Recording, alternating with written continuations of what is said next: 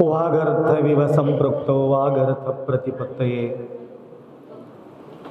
जगतपितरौ वंदे पार्वती परमेश्वरौ।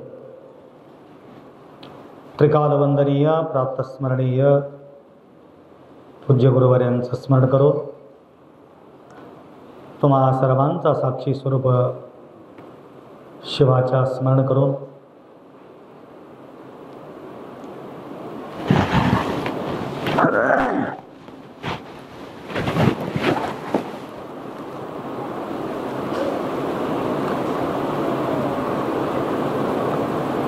अनंत काळापासून अनंत जीवराशी जन्म मृत्यू या चक्रामध्ये फिरत असताना हा एक जन्म आहे। या मनुष्य जन्मात अनेक लोक जन्माला येतात।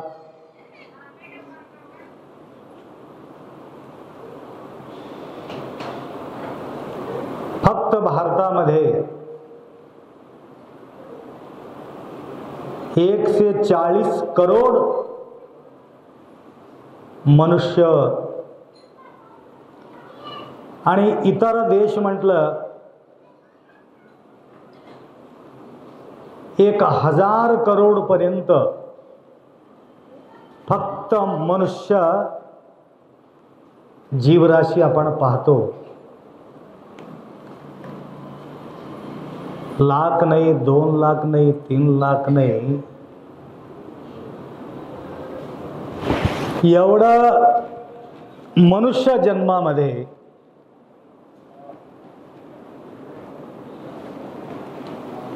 तमलूर पुरता काही व्यक्ती ओळखू शकतात, काही व्यक्ती गल्ली पुरता ओळखू शकतात, काही व्यक्ती घरापुरताच ओळखू शकतात। घराच्या बाहेर पडल्यानंतर कोण आहे असं म्हणतात।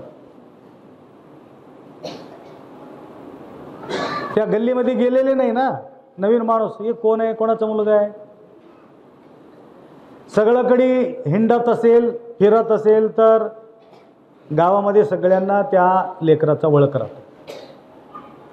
किंवा तालुका प्लेसमध्ये त्यांनी कारोबार करत असेल तर तालुकामध्ये आपल्या माधवरावला गडगाला ओळखतात, चैनपूरला ओळखतात, वन्हाळीला ओळखतात, आजूबाजू खेडेगावला सगळा माधवरावला ओळखतात। कशा करता? भजनसाठी ते फिरत राहतात। हनुमंतरावला बी त्या प्रकारचे ओळखत राहतात। जो फिरत राहतो, आमच्या सगळ्या भजनी मंडळी सुद्धा भजन तुम्हाला येते, परंतु तुम्हाला कोणी ओळखत नाही, कारण तुम्ही फिरत नाही म्हणून तुम्हाला कोणी ओळखत नाही। तर फिरणाऱ्या माणसाला ओळखू शकतात का? नाही, काहीतरी कला असेल तर त्याला ओळखतात। विद्यामित्रम प्रवासेषु, विद्या असलेले व्यक्ती प्रवास केल्यानंतर त्याचा प्रचार होतो। विद्वान व्यक्ती सर्वत्र पूज्यते। आमच्या ओळख होण्याकरता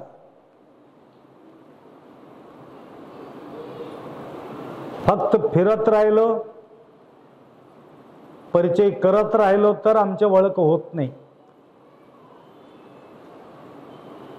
अख्खा दुनिया जग आम्हाला ओळखायचं असेल,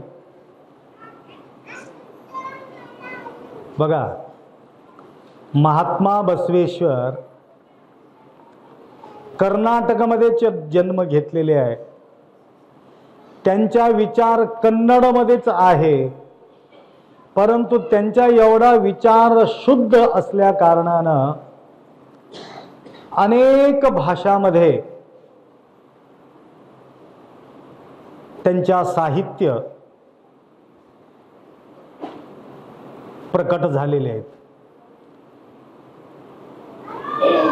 पंतप्रधान मोदी त्या सर्व भाषाचा वचन साहित्य त्यांच्या हाताने ते उद्घाटन झालेले आहे. तेवढंच नाही, लंडनमध्ये महात्मा बसवेश्वरांच्या मूर्ती त्या ठिकाणी स्थापन झालेले आहे.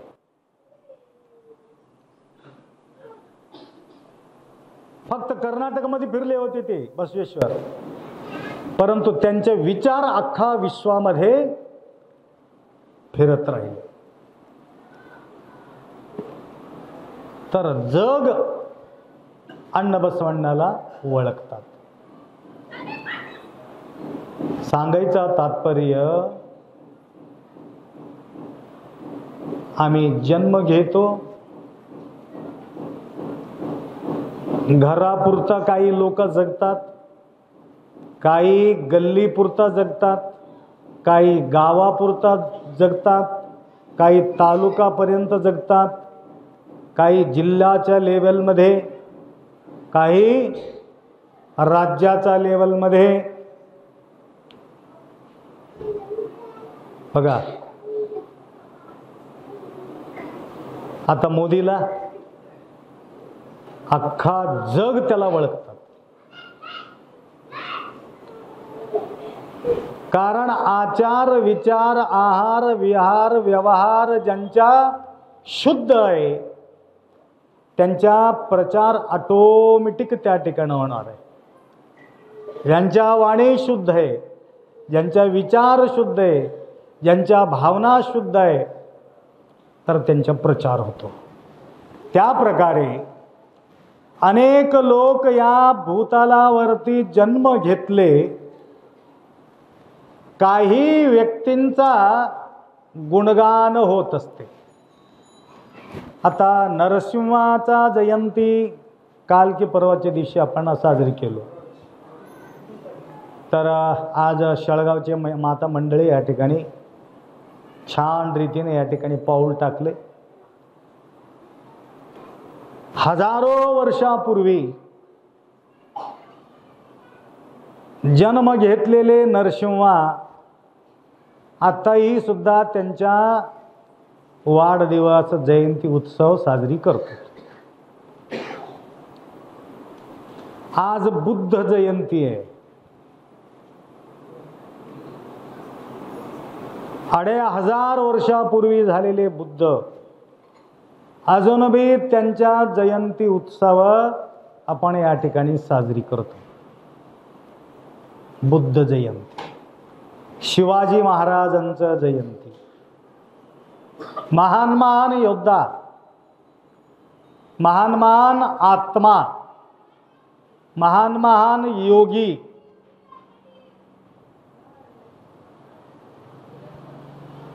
कधी जन्म घेतले हजारो वर्षापूर्वी,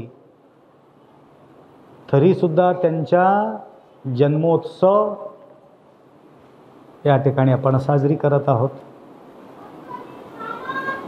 कितीतरी आले, कितीतरी गेले, सगळ्याचा जयंती होते का? सगळ्याचा जयंती होत असलं तर सर्व सुट्टीच राहावं लागत होतं. कंटिन्यू सुट्टी. आता शाळा बंद, मग दररोज सगळ्यांचा जयंती म्हटल्यावर सुट्टी राहणार आहे. परंतु काही महात्मा लोक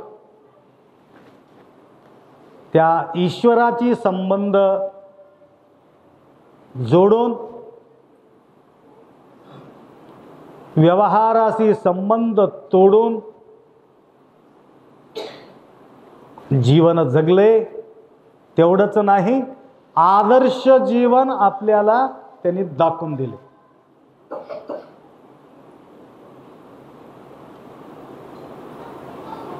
नोडिकली माडी नोडू,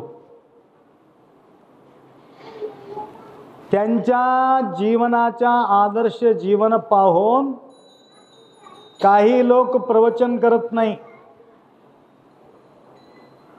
फक्त त्यांच्या आचरण पाहूनच हे व्यवहाराच्या आपल्या परिवर्तन होत असते. काही व्यक्ती आचरण करतात, आचरण करून त्या प्रकारे त्या ठिकाणी मार्गदर्शन करतात. त्याचा प्रभाव अजून जास्त त्या ठिकाणी आपल्याला पडते. काही व्यक्ती स्वतःचा जीवन जगून माझा अस्तित्व बिलकुल राहता कामा नये म्हणून जीवन जगलेले लोक आहे. काही व्यक्ती मी अमर राहावं म्हणून जिवंत असतानाच त्यांच्या मंदिर बांधून घेतलेले काही लोक आहेत. ते जिवंत असताना स्वतःचा मूर्ती करून घेतलेले आहेत. आता आपल्या गुरुमाऊली काय स्वतःचा मूर्ती घडवून ठेवले होते का? माझा मंदिर इथं बांधारे म्हणून गणपतरावला काय सांगून गेले होते का? तुमच्या अटूट प्रेम, अटूट श्रद्धा, अटूट भक्ती माऊलीच्या प्रती असल्या कारणानं देवाच्या लेवलमध्ये माऊलीला त्या ठिकाणी बसली. हे आहे आपल्या अंतःकरणातून त्यांच्या प्रती असलेले जो निष्ठा, तिथपर्यंत त्या स्थानापर्यंत तुम्ही त्यांना घेऊन गेलात. आपण होऊन जाणं वेगळं आणि तुमचा श्रद्धेतून ज्यावेळी आपण त्या ठिकाणी वास्तव्य करतो त्याला किंमत करता येत नाही. त्या प्रकारे काही व्यक्तींचं जीवन त्यांच्या आदर्श जीवन आपण पाहतो. परवा तुम्हाला सांगितलेले ज्या ठिकाणी मी काही वर्ष जीवन व्यतीत केलं होतं,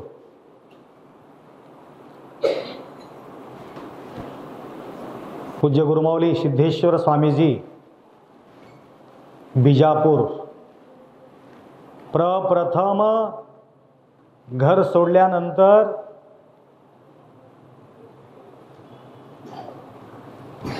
अनेक ठिकाणी पाहत शोधत राहिलं. योग्य विचारधारा देणारे गुरुमाऊली आम्हाला गरज आहे म्हणून हुडकत बिजापूरपर्यंत आम्ही गेलो. त्या ठिकाणी त्यांच्या मार्गदर्शन, त्यांच्या सानिध्य आम्हाला त्या ठिकाणी लाभला. एक त्यागी, वैराग्य जीवन, कुठल्या प्रकारचा संबंध न ठेवणारे गुरुमाऊली, स्वतःच्या नावाना आधार कार्ड सुद्धा त्यांना नव्हते. बँक तर अकाउंट सोडा, आधार कार्ड नाही, इलेक्शन कार्ड नाही, ओळखपत्र बिलकुल नाही. तरी सुद्धा बाहेर देशाला जाण्यासाठी, वडगावे सर, बाहेर देशाला जाण्यासाठी आम्हाला काय काय लागते? आधार कार्ड लागते, विजा लागते, पासपोर्ट लागते. त्यांच्यासाठी आधार कार्ड नाही, पासपोर्ट नाही. त्या माऊलीला या अंगीला खिशाच नाही. ठेवायचं काय गरज आहे?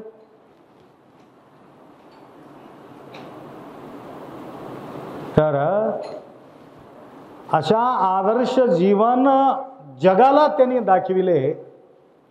नंतर 3-4 दिवस होते, आमच्या आठवण काढली माऊली.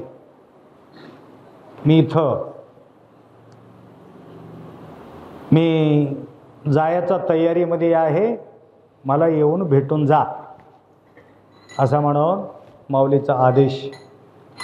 तर 4 दिवस असताना आम्ही जाऊन त्या ठिकाणी माऊलीला भेटले. पाठ चालू होतं. पतंजली योग सूत्राबद्दल त्या ठिकाणी पाठ चालू होतं. ते बसून ऐकत होते. तर सांगितले, आता तुम्ही जावा, इथं तुम्हाला बसायला जागा मिळत नाही, इथं व्यवस्था होत नाही, जा म्हणून सांगितले मला. असं का बोलतं तप्प म्हणून मला असं वाटलं. तुम्हाला सांगतो, आत्तापर्यंत रेकॉर्ड आहे 50 लाख लोक त्यांच्या समाधीला आलेले होते. 50 लाख. गव्हर्नमेंटला सांगावं लागला आपल्या या बिजापूर नगरीमध्ये कोणी येऊ नका, टीव्ही मधूनच तुम्ही पहा, आता इथं तुम्हाला जागा मिळणार नाही. World record. कुठलेही नेता अभिनेता गेलं तरी सुद्धा तेवढं पब्लिक आतापर्यंत आलेले नाही. तर त्यांच्या जीवनातील त्यागमय जीवन जगलेले प्रतीक. अजून काय सांगितले जाताना, माझा बॉडी जे आहे ना, शरीर समाधी करायचं नाही, मला पुरून ठेवायचं नाही, मला जाळून टाका, जाळलेले राख सुद्धा कुठं ठेवायचं नाही, समुद्रामध्ये फेकून टाका, बिलकुल माझा फोटो सुद्धा लावू नका, माझा अस्तित्व काही ठेवू नका, असं सांगून टाकलं. तर मी म्हटलं, तुमचा फोटो ठेवायचा गरज नाही, सगळ्याचा मनामध्ये तुमचा फोटो बसलेले आहे, भिंतीला बसून परेशानी कशाला. बघा, लाखो भक्तांच्या हृदयामध्ये निवास करणारे गुरुमाऊली, अशा प्रकारचे जो संत या भूतलावरती होऊन गेलेले आहे. तर या ठिकाणी सुद्धा मोजके, बोटावर मोजण्यासारखे महान महान योगी, महान महान पुरुष या भारताभूमीमध्ये जन्म घेतले. तर काय दिले संदेश?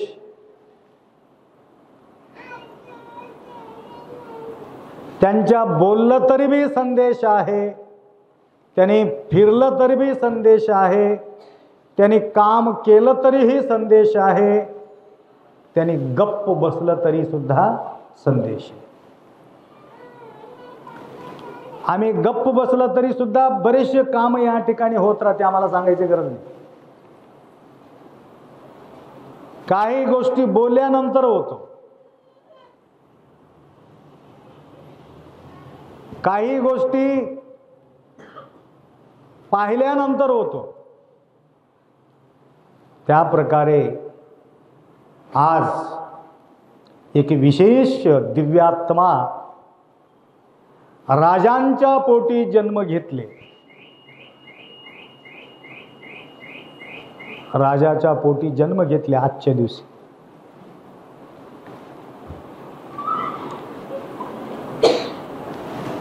भविष्य सांगणारे ज्योतिष्यकार काय म्हटलं?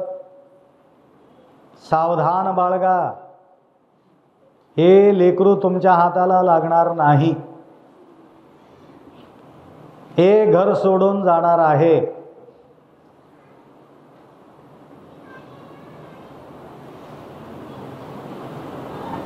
काय म्हटलं? बुद्धा लोक यांना दिसू नये, म्हातारे लोक यांना दिसू नये, त्याची व्यवस्था करा. रोगी माणसं दिसू नये, त्याची व्यवस्था करा.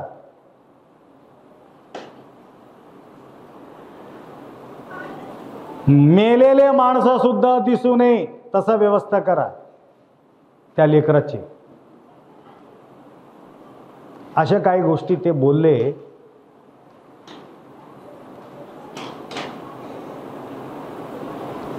हे तीनू त्यांना दिसलं.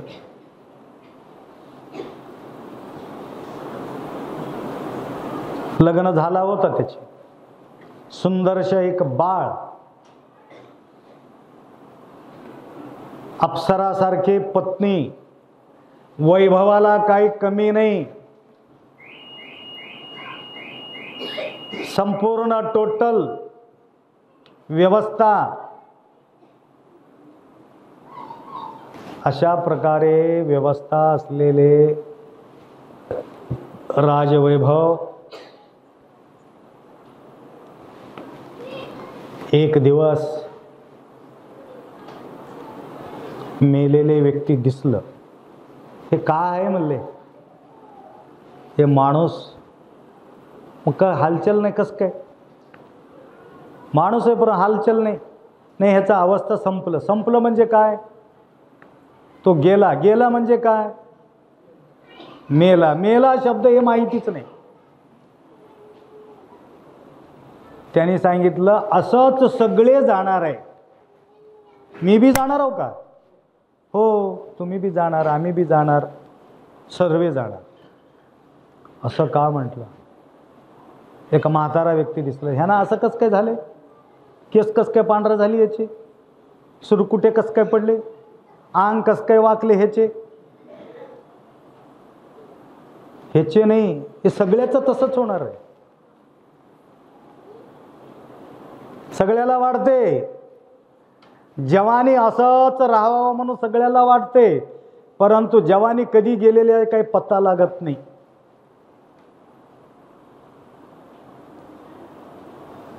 कोण दिवस येईल कैसा नाही देहाचे भरोसा. दाता पडणार, डोळं मंद होणार, हात हलणार, डोकं बी हलणार, अंग वाकणार, गुडघं दुखणार, गुडघ्यावर हात ठेवून उठणार, लाकडा धरणार, कसं उरी चढू अप्पा म्हणणार, अप्पा खाली आलं तर बरं होतं म्हणणार. हे सगळ्याला, आप्पाला बी होणार, तुम्हाला बी होणार. तुम्हाला वाटत असेल महाराज आहे म्हणून काही सोडणार आहे का, ते सगळ्याला होणारच. हे त्यांनी म्हटलं हे सगळ्याला होणार. हो सर, मला बी होणार, हो तुम्हाला बी होणार. असं का म्हटलं. आजीला बघितलं, आजोबाला बघितलं. असं का होतो, कशासाठी होतो, कशासाठी मी मग जन्म घेतलं, हे विचार करू लागला. पाहावं विचार करून, आपुला आपण करावं, स्वतः विचार तो करू लागला. 2 दिवस 3 दिवस तो विचार केला. बुद्धा यद्दा, आलं का लक्षात, बुद्धा यद्दा. सर्व झोपी गेलेले आहेत, सर्व झोपी गेलेले आहेत. सुंदरसा बाळ बाजूला झोपलेले आहेत, सुंदर बायको त्या ठिकाणी झोपलेले आहेत. काही कमी आहे म्हणून घर सोडणं गेले त्याने. असं का घडतो हे विचार त्याला पडलं. ह्याचा शोध लावल्याशिवाय मला शांती मिळणार नाही, असा म्हणून तो उठला. उठला आणि सुटला. काही लोक मजबूर होऊन घर सोडतात. अभाव वैराग्य, तिथं काही कमी नाही. वैतागून सोडणं वेगळं. संसार बस महाराज, वैतागून. गोड गोड बोलणारा बायको असलं तर हे लय भारी व्यवस्था. तुम्ही अशा बायको माझ्या जीवनात मिळाले, भाग्य महाराज, तारीफ करतात. मग ठोकणारी असला तर काही कामाची नाही बघा. उगा फसून पडलो बघा. दुःख देणारे असेल तर या प्रकारे, सेवा करणारे असेल तर त्या प्रकारे. परंतु त्या ठिकाणी सेवा करणारे होते. मृष्टान्न भोजन नित्य असावे. मृष्टान्न भोजन दररोज मिळत होते. तरी सुद्धा बुद्धा तिथून निघाले. आम्ही सुद्धा रात्री 2 वाजताच निघालो.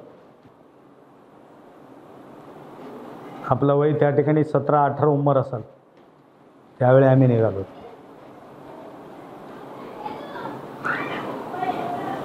परंतु कोणाला भीक मागितला नाही बघा. अजून भिक्षा मागितला नाही. न मागता बिन मांगे मिले मोती. सर्व व्यवस्थित. तर त्याने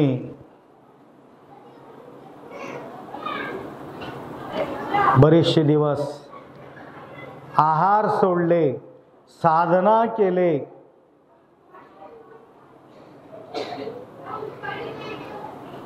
तरी सुद्धा त्यांच्या काही लक्षात येत नाही. एक माताजी त्यांच्याकडे आले दूध घेऊन.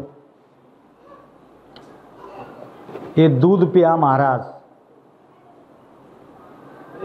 तो दूध घेत नाही. त्यावेळे भजन मंडळी निघाले होते. कोणता तरी महाराज बसलेले आहे म्हणून त्या ठिकाणी येऊन दर्शन घेतलं. एक भजन म्हणावं म्हटले. ते दूध देणारे माय फार हुशार होते. यांनी दूध न पीत असलेले बघून यांना थोडासा तकलीफ झाले. जीवन जगण्यासाठी काही ना काही गरज आहे. तर एक भजन म्हणा म्हटले. भजन म्हणा म्हटल्याबरोबर भजन सुरुवात होत नाही. ते जाणा भजन आल्याबरोबर भजन सुरू करते का? हा, त्याला स्वर लावावं लागते. तिथं पेटी मृदंग पकवाद काहीच नव्हतं. एक तंबुरी होतं, एकतारी, ढपली आणि एकतारी भजनी होतं. मी सुरू आले तेव्हा आपले मुळे, लक्ष्मण मुळे आणि ते माताजी शंकरची आई ते वाजायचं झंजीर आणि ती एकतारी घेऊन मस्त म्हणायचे. तुमचं एवढं साध्य हे एवढं नव्हते, हे खटाटोपच नव्हते.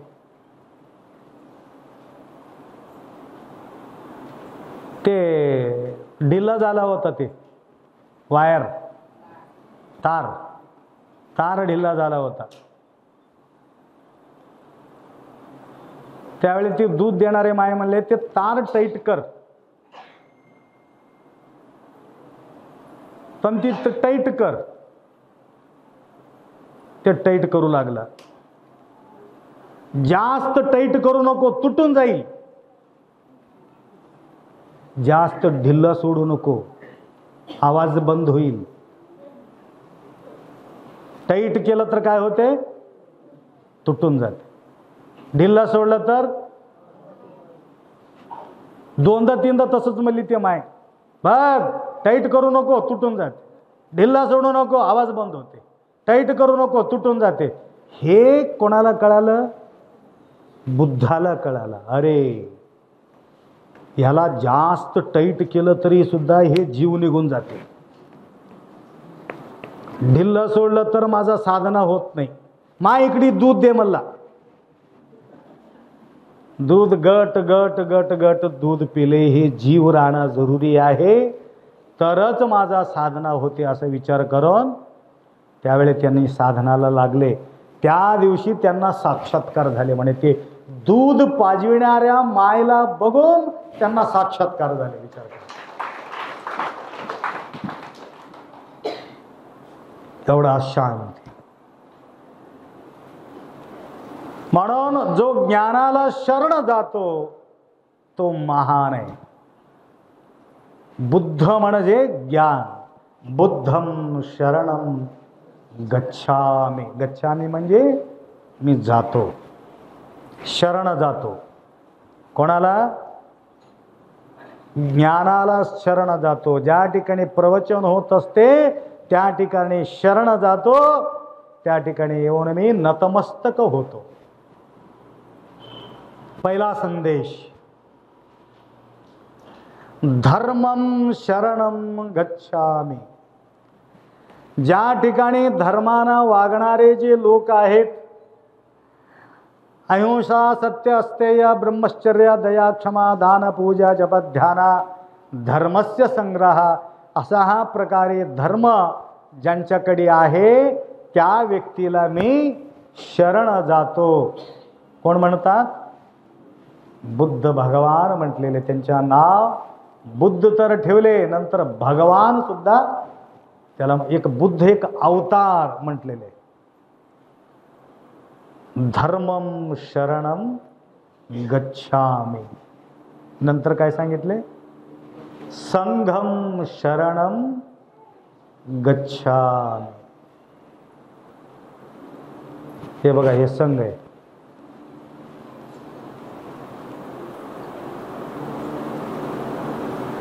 एक काम अडलं होतं आमचं,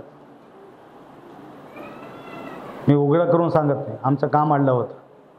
बघतो आम्ही सगळ्यांनी मिळून बघतो असं म्हटल्याबरोबर आमचं काम सुरू झालं. त्याला म्हणतात संघम शरणम गच्छामि.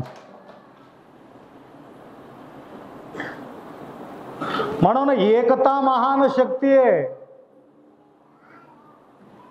आम्ही सर्व एक झाल्यानंतर काही करता येत.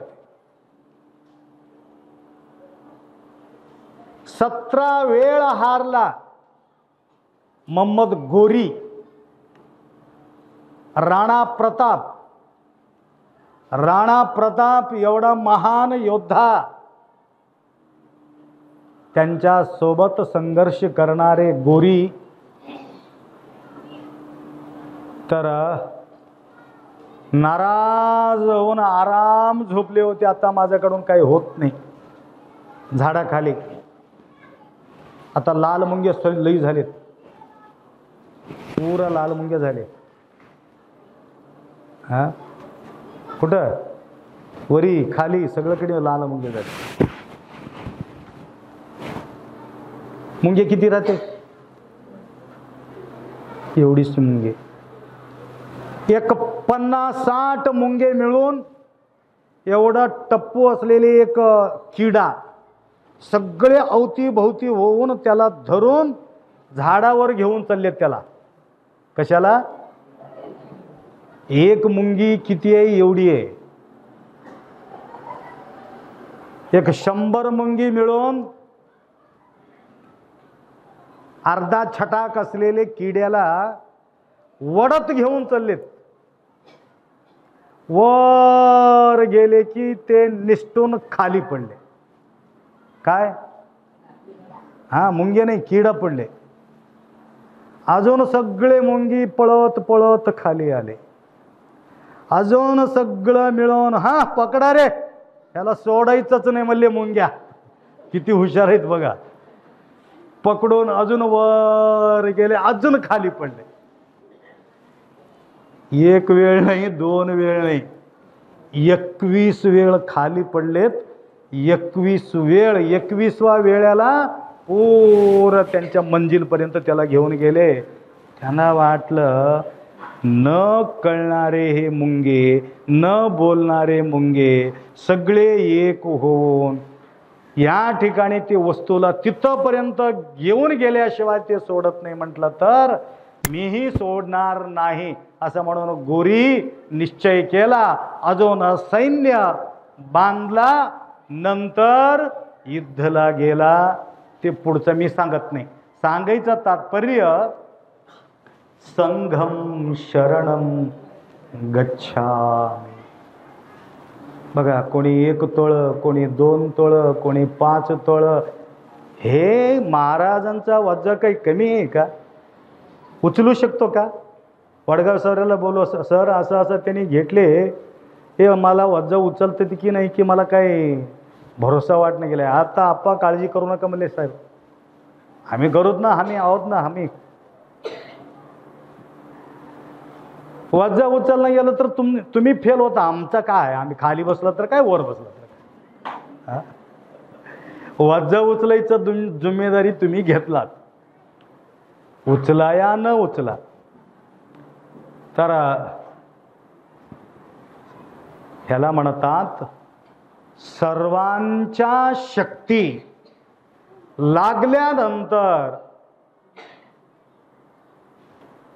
काही राहणार नाही, सगळं व्यवस्थित होणार. तेवढंच नाही,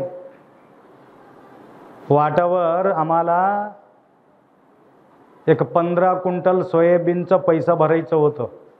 कथा तर मोठं आहे. एकदा सांगितलं मी, सोयाबीनचं कार्ड जाळून टाकले होते नोटबंदीच्या काळामध्ये. सर म्हणाले, आपा कसं करू, ते तुंटा घेऊन आले तर तुमच्यापर्यंत काय तुम्हाला मारते की आम्हाला मारते की काय सांगता येईल. तर माय छोटे छोटे लेकरं, अंगावर कपडा नाही, त्यांची अवस्था बघितलं. मी काय केलं होतं त्यावेळेला 450 रुपये द्यायचा, 500 रुपये घ्यायचं असं केलं होतं. 50 रुपये कमिशनमध्ये मी पैसे जमा केलं होतं. तेव्हा एक घाबरून सगळे लोक 450 आलं तर आलं, 50 रुपये गेलं तर गेलं म्हणून किती माझ्याकडं जवळजवळ 7-8 हजार रुपये, काहीतरी 10,000 रुपये जमा झाले होते. 14,000 रुपये माझ्याजवळ कमिशनचे पैसे जमा झाले होते. तर यांनी पेट्रोल पंपाला कुठंतरी जाऊन त्या साहेबाला बोलून 1 लाख 2 लाख रुपये काहीतरी पैसा, नवीन पैसा ते आणले होते. तर बाजूला जाते माझा विचार. त्या ठिकाणी आम्ही अनाउन्स केलो, काही मदत करायचं असलं तर काही ना काही ह्या गरिबांच्या झोळी भरा असं म्हटल्यानंतर जवळजवळ 20-25 हजार रुपये त्या ठिकाणी म्हटल्याबरोबर जमा झाले. आमचा एक 14,000, लक्षात घ्या, 30-40 हजार रुपये त्या ठिकाणी जमा करून ते होत होतं. 20,000 रुपयाचं काहीतरी सोयाबीन होत होती. आम्ही त्याला 40,000 रुपये त्याच्या वट्टीत घातलो. त्याला म्हटलं, तुम्हाला बडवायचं गरज नाही, उधळायचं गरज नाही, अडतला जायचं गरज नाही, पट्टी करायचं गरज नाही, कमिशन द्यायचं गरज नाही, डायरेक्ट पट्टी तुम्हाला दिलो म्हटलं. डायरेक्ट पट्टी. पट्टी म्हणजे कळालं का? डायरेक्ट पैसा. कशामुळं डायरेक्ट पैसे मिळाले त्यांना? संघम शरणम गच्छामि. तर हे संदेश बुद्ध या जगाला ते संदेश दिलेले आहे. अनेक लोकांचा उद्धार त्या ठिकाणी त्यांनी केलेले आहे. बुद्ध भिक्षू, अनेक बुद्ध भिक्षू त्यांच्या अनुयायी झालेले आहेत. आम्रपाली म्हणणारी एक महिला त्या ठिकाणी येऊन त्यांच्याकडून कल्याण करून घेतलेले आहे. तर सगळ्यांना कल्याण करून घेता येते, परंतु बुद्धांचा आश्रय घ्यावा लागतं.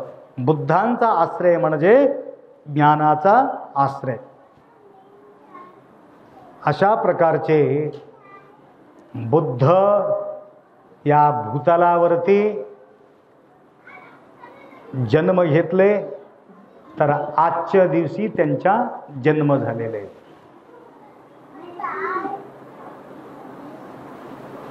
हे जे दिव्यात्मा आहे, या कशासाठी हे जन्म घेतात म्हटलं तर लोकांना संदेश देण्यासाठी त्यांचा जन्म होत असतो. लोकांचा कल्याणासाठी त्यांचा जन्म होत असते. सहनशीलता त्या ठिकाणी आपल्या प्रती जागृत करण्याकरता त्यांचा जन्म होत असतो.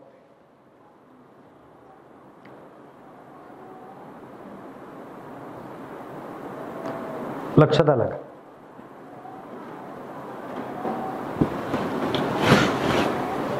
एक व्यक्ती आले, माझं मन स्थिर होत नाही, बुद्ध भगवान काहीतरी मला संदेश द्या.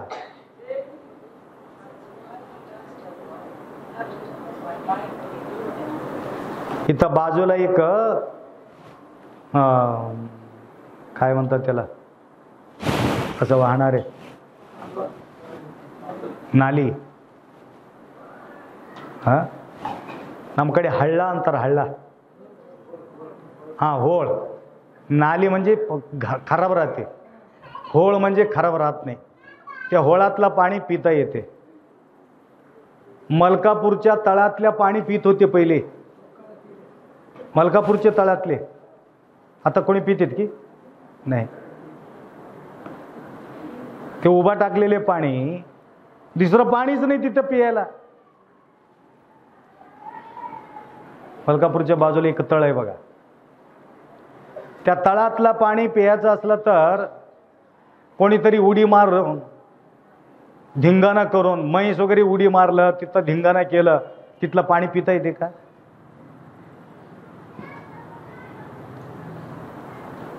तसं खाली माती, वरी निच्चळ पाणी वाहत होते.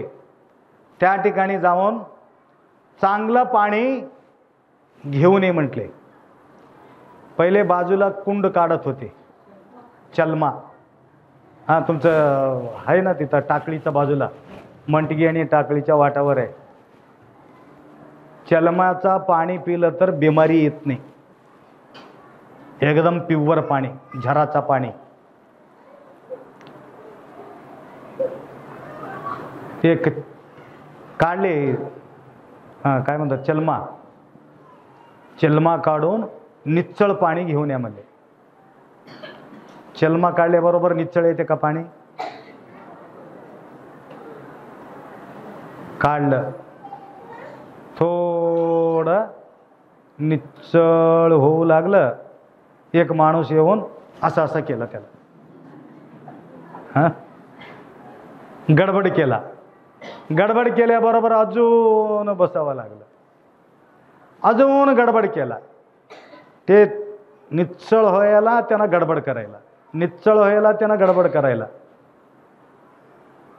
आखरीला असं का करलेलं तुम्ही? मला बुद्धाला पाणी घेऊन जायचंय. हां, तसं असलं तर गप्प बसतो म्हणला. निच्चळ पाणी झाले, भरले, घेऊन गेले. एवढं वेळ लागते का तुला? 4 तास झाले तू जाऊन. त्यावेळेस त्यांनी सांगितलं 2-3 वेळ गडबड झाली म्हणून उशीर झाला. त्यावेळे बुद्ध म्हणाला, मीच माणूस पाठवून दिलो होतो गडबड करण्याकरता. कस काय?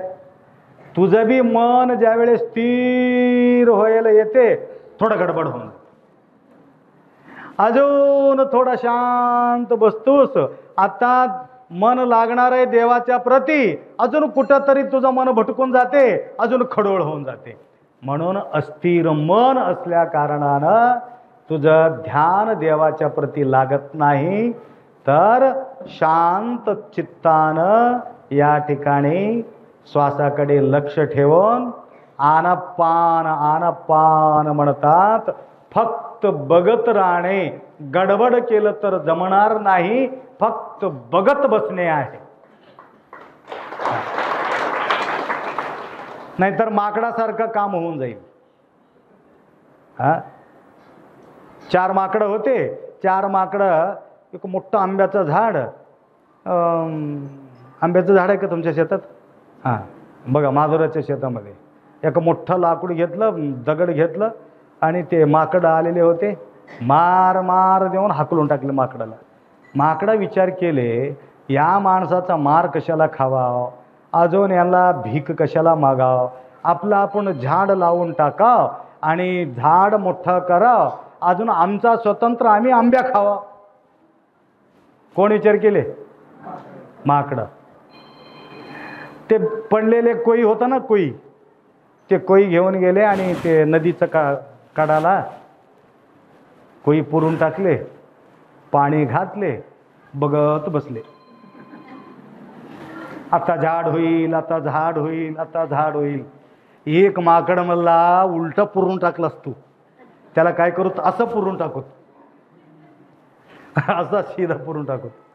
अजून सीधा पुरून टाकले, अजून पाणी आणले, माती घातले, सगळं झालं, अजून बघत बसले माकडं. होईल का तिथं? होणार नाही, त्याला वेळ लागणार आहे. तसा आम्ही दीक्षा घेतल्याबरोबर महादेव मिळावा आम्हाला असं वाटते. बघत बसतो. एक जन्म नाही, दोन जन्म नाही, जन्मोजन्मी इंतजार केल्यानंतर त्यांचा साक्षात्कार होईल. गडबड करायचं नाही, होईल तेव्हा होईल. का दिरवळू शबरी राम बरोवनेंदू. दररोज पूजा आहे, दररोज जप आहे, दररोज तप आहे. आएंगे आएंगे राम आएंगे. येणार म्हणजे येणार, राम येणार म्हणजे येणार. 84 वर्ष लागले शबरीला वाट बघण्यामध्ये.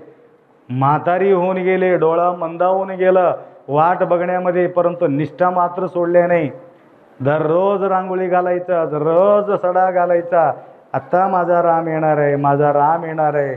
दुपारी येणार आहे, संध्याकाळी येणार आहे, सकाळी येणार आहे, दुपारी येणार आहे, संध्याकाळी येणार आहे.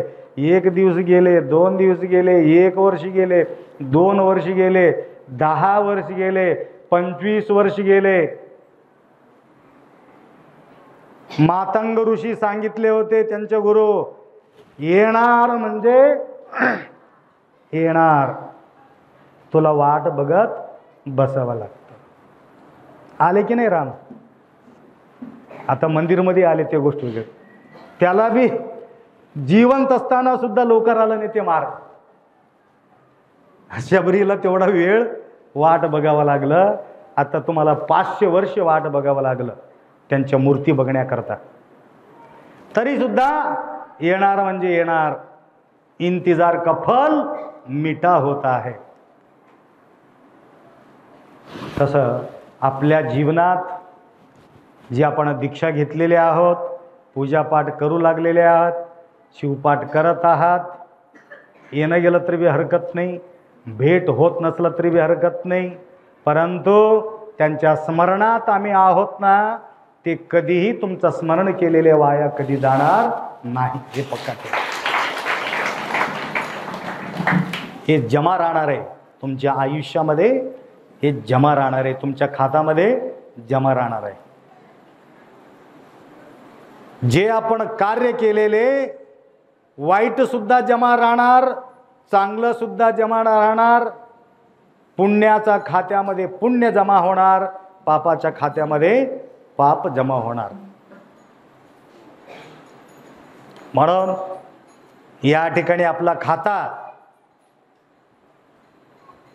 मजबूत होण्याकरता या ठिकाणी माऊलीचा या ठिकाणी गुणगान करत, गुरुमाऊलीचा आता मला सरांनी पॅम्पलेट आणून दिले, त्याच्यामध्ये उल्लेख करून टाकले.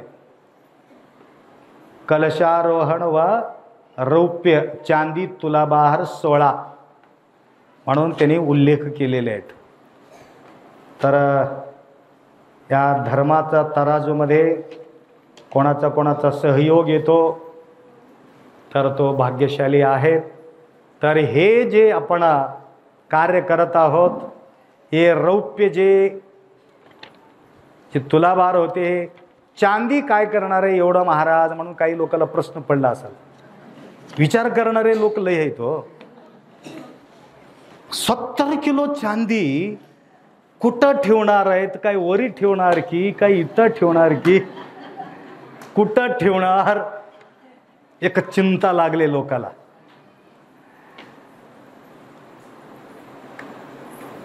तर ती चांदी जवळजवळ 50-60 लाख रुपयाचं चांदी आहे. मला लागत आहे 1.5-2 करोड रुपये लागू लागलेत. त्याच्यामध्ये 25% पैसा चांदीचे मला हाताला लागते. म्हणून तुमच्याकडे आम्ही पैसा घेऊ लागलो, परंतु चांदी कसं करणार आहे? काही पैसा ठेवणार आहे तिथं? एका आमचे शिष्यमंडळी आलेले आहेत. हां, इथं बाजूला फोटो आहे अडकलेले बघा. हे 2 कोटीचं प्रोजेक्ट आहे. जवळजवळ 25 कोटीचं आहे, परंतु आपण स्टार्ट करायला 2 कोटी लागते. आहे किती? 25 करोड. लक्षात आलं का? आपण एवढं भागदौड केलं तरी सुद्धा अजून 10 लाख सुद्धा तुम्ही जमा केला नाही मांडे सर.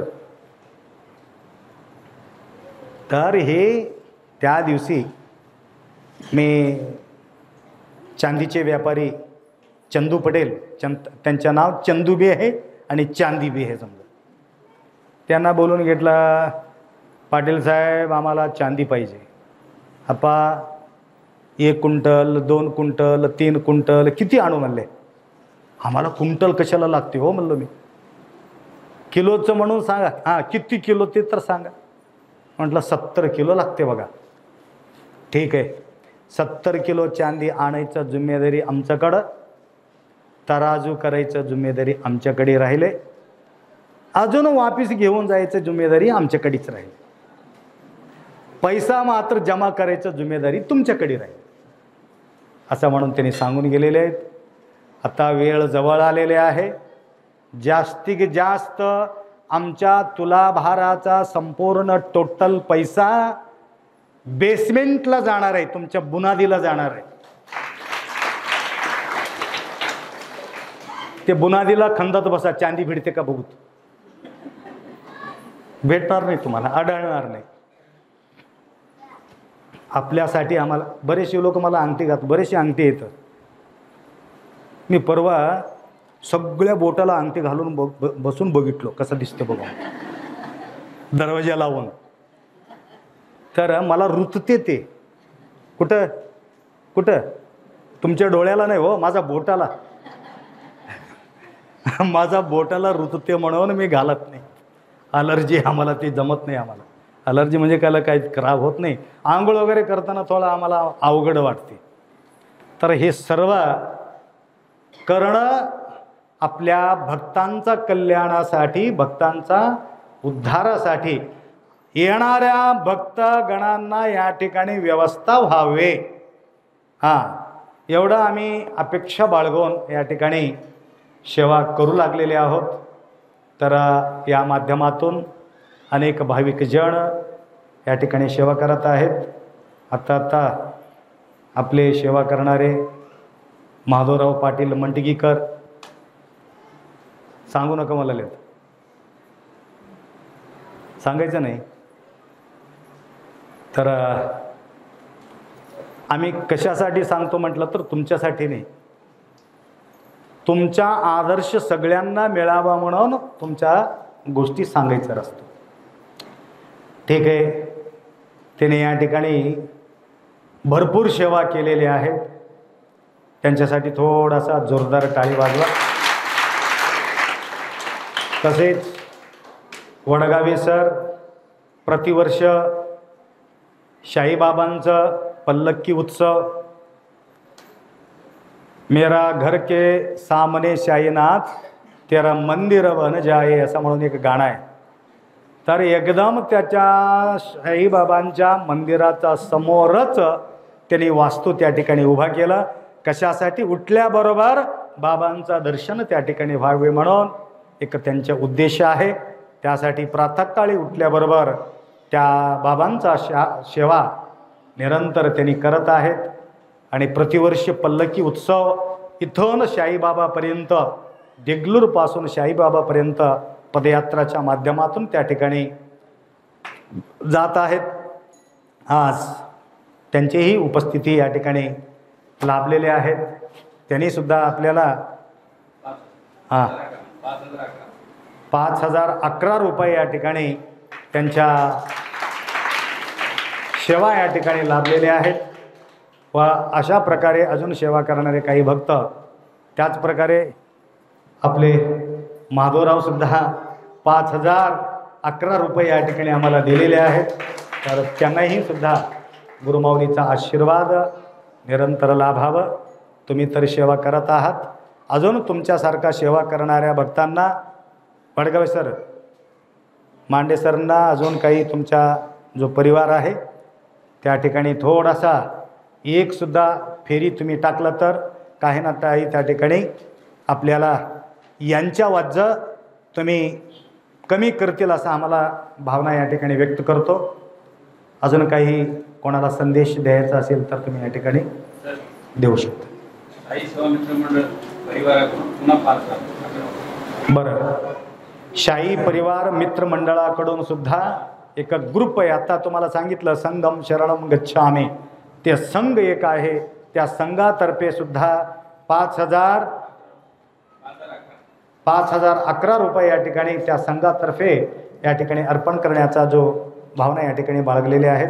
गुरुमाऊलीचा आशीर्वाद त्यांना.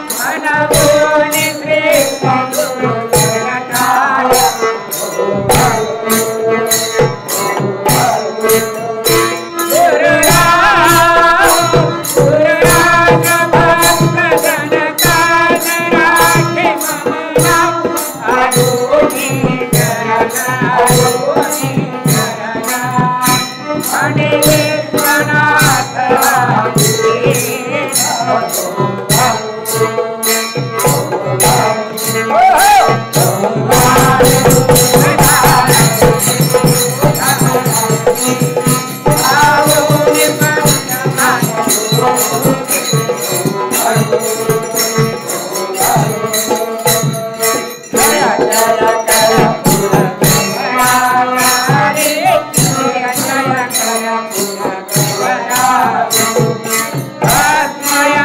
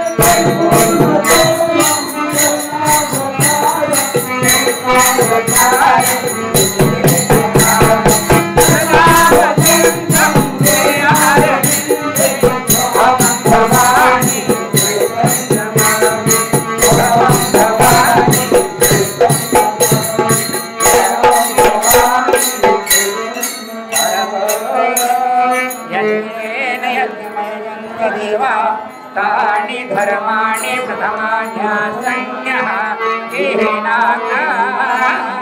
महिमान्यः सज्जन्त यत्र पूर्वे साध्याः सप्तदेवा इति वेदोक्तमातार् पुष्पाञ्जलि समर्पयामि साम्पजय नमस्कार वदे वदे शिवाय हर हर महादेव बसवलिंग शिवाचार्य महाराज की जय सद्गुरु शिवानंद शिवाचार्य महाराज